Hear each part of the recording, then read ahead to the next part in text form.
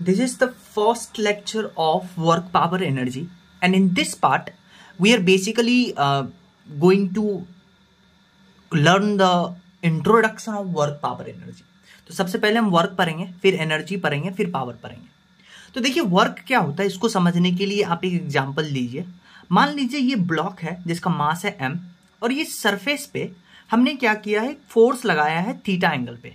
ठीक है, तो ये जो पॉइंट आप देख रहे हैं ये क्या है, इस फोर्स का ये कांटेक्ट पॉइंट है कि ये फोर्स इस पॉइंट पे लगा, इसको बोलते हैं point of contact of force. तो अगर इस point of contact of force का डिस्प्लेसमेंट हो जाए, मान लेते हैं एस डिस्प्लेसमेंट हुआ इस फोर्स के कारण, तो अब हम यहां पे डिफाइन करते हैं वर्क.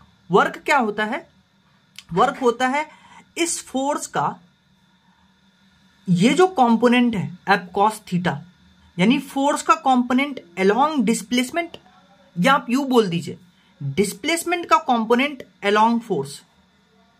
वापस सुनिएगा, डिस्प्लेसमेंट इधर है, या तो फोर्स का कंपोनेंट अलोंग डिस्प्लेसमेंट या डिस्प्लेसमेंट का component along force multiplied by total displacement, वही आपका देता है वर्क. तो वर्क क्या होता है, product of force and component of displacement of point of application of force in the direction of force. So अगर ये जो फोर्स है ये कांस्टेंट है, तो कांस्टेंट फोर्स का जो वर्क डन होता है that will be F cos theta. F cos theta क्या है, component of force along the direction of displacement into total displacement.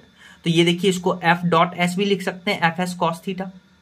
अब ये जो डिस्प्लेसमेंट है ये आपको डायरेक्ट डिस्प्लेसमेंट नहीं देगा, आपको बोलेगा कि दो पार्टिकल है ए और बी, और इस दोनों पार्टिकल ए और बी का ओरिजिन से आपको ये डिस्टेंस दे देगा R1 और R2. ठीक है, ये पोजीशन फर्स्ट पार्टिकल का, ये पोजीशन सेकेंड पार्टिकल का. तब आपको यहां से डिस्प्लेसमेंट कैलकुलेट करना पड़ेगा. तो ये देखिए वेक्टर R1, ये वेक्टर R2, और ये वेक्टर होगा डिस्प्लेसमेंट वेक्टर. तो क्या आपको ये ट्राइंगल दिख रहा है, OAB ट्राइंगल. तो OAB ट्राइंगल में ये दोनों वेक्टर का सेम सेंस है, इसका ऑपोजिट सेंस है. तो यहां से लिख सकते हैं R1 vector plus S vector equal to R2. तो यहां से डिस्प्लेसमेंट आ गया R2 माइनस R1. ये क्या है, चेंज इन पोजीशन, यही आपको डिस्प्लेसमेंट देगा. तो हम डिस्प्लेसमेंट के जगह पे R2 माइनस R1 भी लिख सकते हैं. ठीक है, अब वर्क जो होता है एक स्केलर क्वांटिटी होता है, इसका जो बेसिकली डायमेंशनल फॉर्मूला होता है वो होता है ml² T2⁻². अगर हम बात करते हैं यूनिट की, तो MKS यूनिट में वर्क का यूनिट होता है न्यूटन मीटर, CGS में dyne centimetre, kg metre square upon second square, gram centimetre square upon second square. ऐसा यूनिट होता है जूल, जिसको कैपिटल J से लिखते हैं या स्मॉल में पूरा लिखते हैं. और CGS यूनिट होता है अर्ग, और 1 जूल होता है 10⁻7 अर्ग. 1 इलेक्ट्रॉन वोल्ट होता है 1.6 इंटू 10⁻19 जूल. 1 कैलोरी होता है 4.2 जूल, और 1 किलोवाट आवर होता है 3.6 इंटू 10⁻6 जूल. अब एक और कॉन्सेप्ट सीखिए, ये जो ब्लॉक आगे मूव कर रहा था, एक सर्टेन पॉइंट पे इस ब्लॉक पे एक से ज्यादा फोर्स लग सकता है.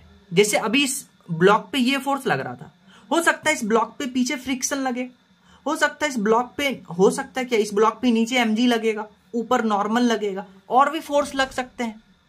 हो सकता है ये पानी में रखा हुआ तो यहां विस्कस फोर्स लगेगा. तो एक ब्लॉक पर एक से ज्यादा फोर्स लग सकते हैं, पर याद रखिएगा एक सर्टेन डिस्प्लेसमेंट के लिए एक सर्टेन फोर्स ही काम में आएगा. अगर आप वर्क डन निकाल रहे हैं इस फोर्स के कारण, तो आपको वर्क डन में इस फोर्स का फॉर्मूला लेना है और इनटू डिस्प्लेसमेंट, बाकी फोर्स अनअफेक्टेड रहेगा. मान लीजिए आपको वर्क डन लेना है mg का, तो आप वर्क डन वाले फॉर्मूले में आप फोर्स mg लेंगे, बाकी फोर्स से हमें कोई मतलब नहीं है. सो हम लिख सकते हैं कि at a certain time 2 or more than 2 forces may be present on the body.